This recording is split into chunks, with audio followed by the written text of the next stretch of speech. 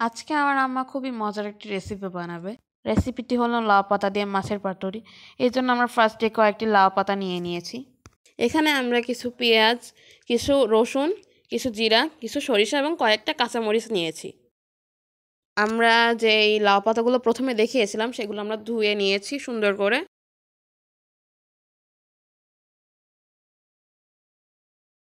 এর সাথে আমরা যে মাছগুলো দেবে সেটা হলো কিছু ছোট ছোট চিংড়ি এবং এখানে দুইটা বড় মাছের পিস নিয়ে আসে, সেগুলো ছোট ছোট করে কাটা আছে। এখানে আমরা কিছু গুঁড়া মশলা নিয়েছি, সেগুলো হলো 1 চামচ মরিচের গুঁড়া, 1 চামচ হলুদের গুঁড়া, 1 চামচ ধনিয়া গুঁড়া, 1 চামচ লবণ, কিছুটা নারকেল কোড়া এবং আমরা ফার্স্টে যে মশলাগুলো দেখেছিলাম ওইগুলো আমরা শিলনোড়ায় বেটে নিয়েছি। এবার আমরা এতে কিছুটা সরিষার তেল দিয়ে দিব। তেল দিয়ে এটা আমরা হাত দিয়ে সুন্দর করে মাখিয়ে নিব। আমার আম্মা প্রথমে চামচ ব্যবহার করেছিল, কিন্তু চামচ দিয়ে ভালো হয়নি, তাই সে হাত দিয়ে করেছে। এটা সুন্দর করে মাখতে হবে।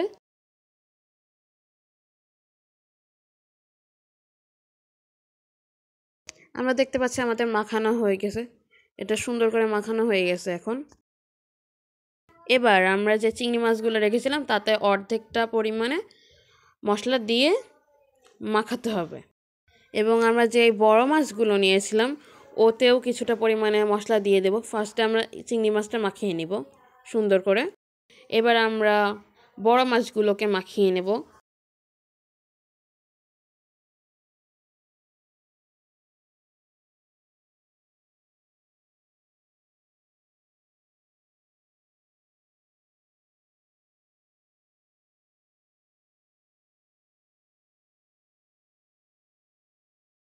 বড় মাছগুলো আমাদের মাখানো হয়ে গেছে সুন্দর করে।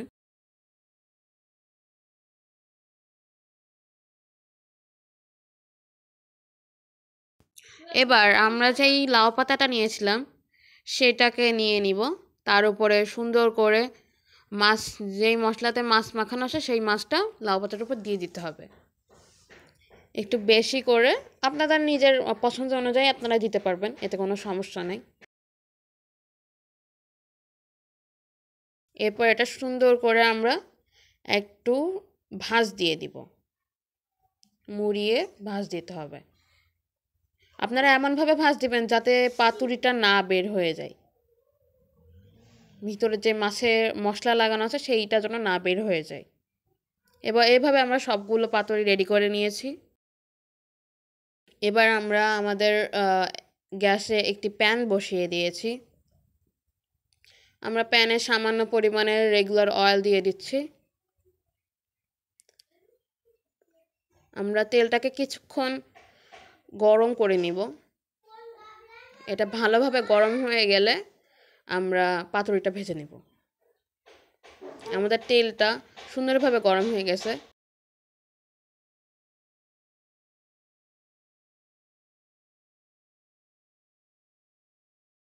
আমাদের সবগুলো পাতুরি দিয়ে দেওয়া হয়েছে। এবার আমরা একটা ঢাকনার সাহায্যে এটা ঢেকে দিব। গ্যাসটাকে মিডিয়াম ফ্লেমে রাখতে হবে এবং আমরা কিছুক্ষণ পরেই দেখতে পারবো পাতাগুলো, লাউ পাতাগুলো থেকে বেশ খানিকটা পানি বের হয়ে গেছে। দেখতেই পাচ্ছেন কত সুন্দর লাগছে। এটা খুবই সাবধানে উল্টে দিতে হবে। এটাতে একটু লাগলেই ভেতরকার যে মাছের পুরটা আছে সেটা বেরিয়ে যাবে। এটা বেরিয়ে গেলে দেখতে ভালো লাগবে না।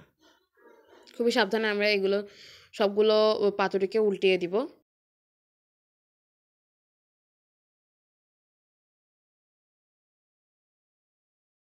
আরেকবার আমরা ঢাকনা দিয়ে দিয়েছিলাম এবং ঢাকনা উঠিয়ে আমাদের লাউ পাতার পাতুরি রেডি। দেখুন কত মজা হয়েছে, এটা দেখলে যে কেউই খেতে চাবে। এবার আমরা এটাকে তুলে নিব। এই লাউ পাতার পাতুরিটাকে খুবই আস্তেই তুলতে হবে, নয়তো এটা ছিঁড়ে যেতে পারে, কারণ পাতাটা খুবই সফট। এভাবে আমরা সবগুলো লাউ পাতার পাতুরিকে তুলে নিব। এটা দেখতে যত লোভনীয়, খেতে কিন্তু তার থেকেও বেশি মজা। আমার আম্মা এটাকে খুলে দেখাচ্ছে আপনাদেরকে। একটা বড় মাছ দিয়ে পাতুরি এবং একটা চিংড়ি মাছ দিয়ে পাতুরি। কারণ আমার কাকু সে চিংড়ি মাছ খেতে পছন্দ করে না, সেজন্য আমার আম্মা একটা বড় মাছেরও আইটেম করেছে।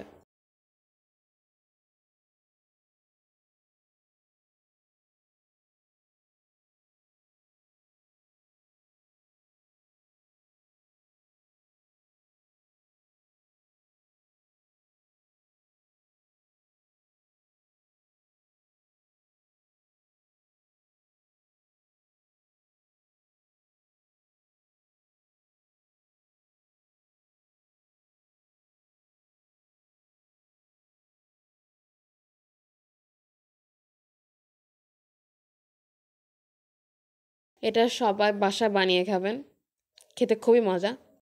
আজকের মতো বিদায় নিচ্ছি, সবাই সুস্থ থাকবেন, ভালো থাকবেন, আল্লাহ হাফেজ।